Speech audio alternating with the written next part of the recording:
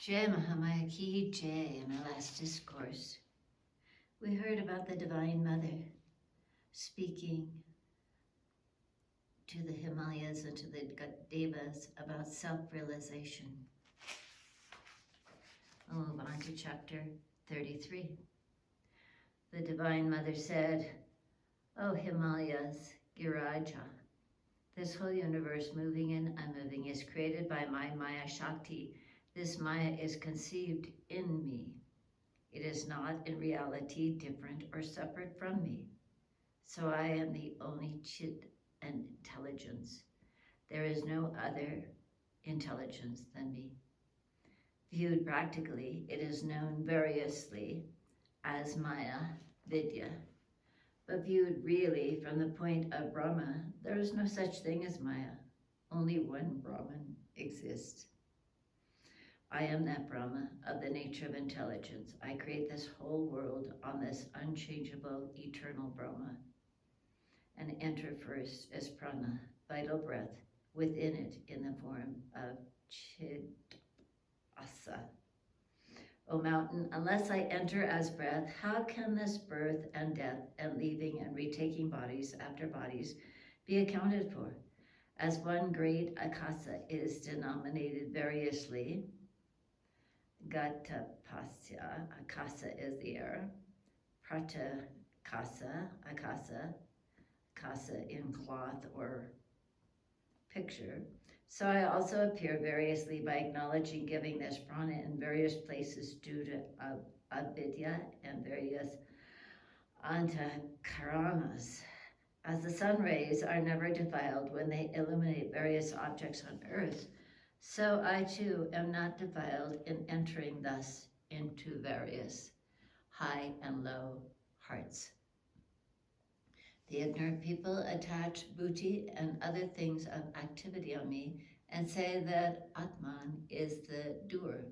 The intelligent person do not say that. I remain as the witness in the hearts of all men, not as the doer. There are many jivas and many ishvaras due to the varieties in advaita and avidya and vidya.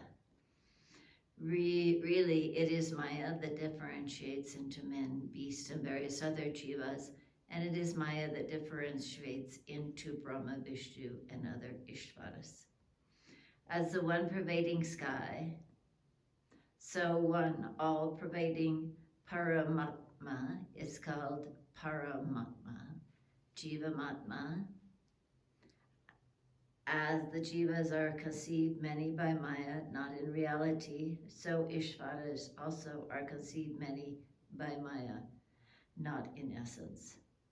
O mountain, this avidya and nothing else is the cause of the difference in jivas. By creating differences in their bodies and organs and minds, again due to the varieties in the three gunas and their wants, Maya also appears various, and their differences are the cause of many different Ishvaras, Brahma, Vishnu, and others. O mountain, this whole world is interwoven in me. It is I that am the Ishvara that resides in causal bodies. I am the Sutraman that resides in subtle bodies, and it is I that am the Virat residing in the gross bodies. I am Brahma, Vishnu, and Shiva. I am the Brahmi, Vishvanavi, and Rudri Shaktis. I am the sun, I am the moon, I am the stars, I am the stars. I am the beasts, I am the birds, the chandalas, and I am the thief. I am the cruel hunter, I am the virtuous high-souled persons, and I am the female, male, and hermaphrodite. There's no doubt in this, O mountain, O Himalayas. Wherever there is anything seen or heard, I always exist there, within and without. There is nothing moving or unmoving that can exist without me. It is there be such that if there be such, i.e., there is nothing moving or unmoving that cannot exist without me, if there be such, that is like the son of a barren woman. Just as one rope is mistaken for a snake or a garland, so I am the one Brahma and appears as Ishvara. There is no doubt in this. This world cannot appear without a substratum, and that substratum is my existence. There can be nothing else. The Himalaya said, O Devi, if thou art merciful on me, I desire then to see thy Virat form in the fourth dimensional space. This sight is developed when the mind resides in the heart center or in the center of the eyebrows. A proper teacher is necessary. Hearing the words of Giraja, the Himalayas, Vishnu and all the other Devas gladly seconded him on his request. Then the Devi, the queen of the universe, the goddess, knowing the desires of the Devas, showed her own form that fulfills the desires of the bhaktas, that is auspicious, and that is like the kappa tree, giving all rewards to the bhaktas. They saw her highest Virat form. The Satyaloka is situated on the topmost part, which is her head. The sun and moon are her eyes. The quarters are her ears. The Vedas are her words. The universe is her heart. The earth are her loins. The Bhuvaloka is her navel. The astrams are her thighs. The Mahaloka is her neck. The Janarloka is her face. The Taparloka is her hand, situated below the Satyaloka. Is her head, situated below the Satyaloka. Indra and the Devas and the Svaraloka are her arms. The sound is the organ of her ears. The Ashvin twins her nose. The smell is the organ of smell. The fire is within her face. Day and night are like her two wings. The four-faced Brahma are her eyebrows. Water is her palate. The juice thereof is the organ of taste. Yama, the god of death, is her large teeth. The affection is her small teeth.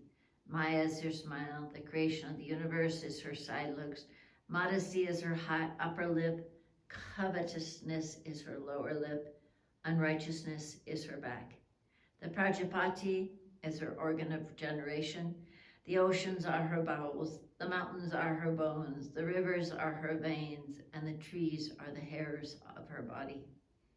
Youth, virginity, and old age are her best gates, position, or ways, paths. The clouds are her handsome hair. The two twilights are her clothing. The moon is the mind of the mother of the universe. Vishnu is her Vijnana Sakti, the knowledge power, and Shiva is her all-destroying power. The horses and other animals are her loins.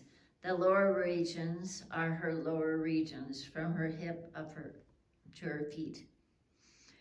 Devas began to behold her in this cosmic Virat appearance with their eyes wide awake with wonder.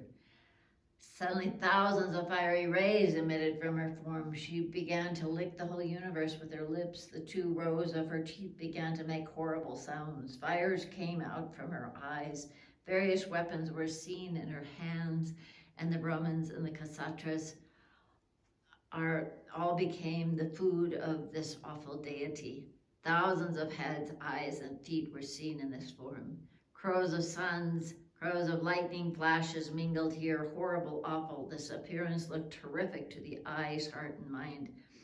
The Devas thus beheld and began to utter cries of horror and consternation. Their hearts trembled and they were caught with immovable senselessness.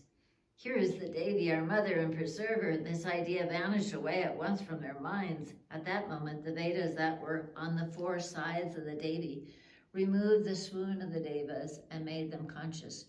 The immortals got then the excellent Vedas, and having patience began to praise and chant hymns in words choked with feelings and with tears of love flowing from their eyes.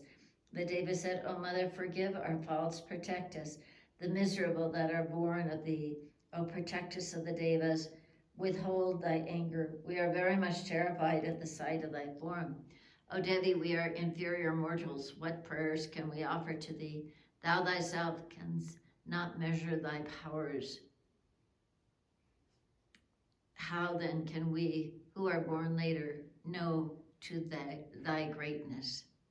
Obeisance to thee, the Lady of the Universe. Obeisance to thee, the nature of Pranava, Om. Thou art the one that is proved in all the Vedas. Obeisance to thee, the form of Hrim. Obeisance to thee, self of all. Whence has originated the fire, the sun, and the moon, and whence has sprung all the medicinal plants? Obeisance to the Devi, the cosmic deity, the self in all whence has sprung all the Devas, Satyas, the beasts, birds, and men. We bow down again and again to the great form, Mahamaya, the self of all, whence have sprung the vital breath, prana, apana, grains, and wheats, and who is the source of asceticism, faith, truth, continence, and the rules, what to do and what not to do under the present circumstances. The 7 pranas, the 7 lokas, the 7 flames, the 7 samadhis, the 7 oblations to fire have sprung up from thee. Obeisance to thee, the great self in all. Obeisance to the universal form of the deity of the universe, whence have sprung all the oceans, all the mountains, all the rivers, all the medicinal plants, and all the rasas, the taste of all things. We bow to the Virat form, the great self, the great Mahamaya, whence have originated the sacrifices and the sacrificial post and dakshina and the rajas, the samavedas. O Mother, O Maya, we bow down to thee in front, to look to thy back, to thy both sides, to thy top, to thy bottom, and all sides of thee. O Devi, be kind enough to now withhold this extraordinary, terrific form of thine, and show us thy beautiful, lovely form. The world mother, the ocean of mercy, seeing the Devas terrified without her, withholding her fearful cosmic form, and showed her very beautiful appearance, pleasing to the whole world. Her body became soft and gentle. In one hand she held the noose, and the other she held the goad. The 2 other hands made signs to dispel all their fears and ready to grant the boons. Her eyes emitted rays of kindness. Her face was adorned with beautiful smiles. The Devas became glad at this and bowed to her in a peaceful mind, and then spoke with great joy. Here ends the 33rd chapter, the 7th book on the Devi's Virat Rupa in the Mahapuranam, Srimad Devi Bhagavatam, the 18,000 verses by Maharishi Veda Vyasa. Jai Mahamaya ki jai, Vishveshvari Mata ki jai, Bole Baba ki jai.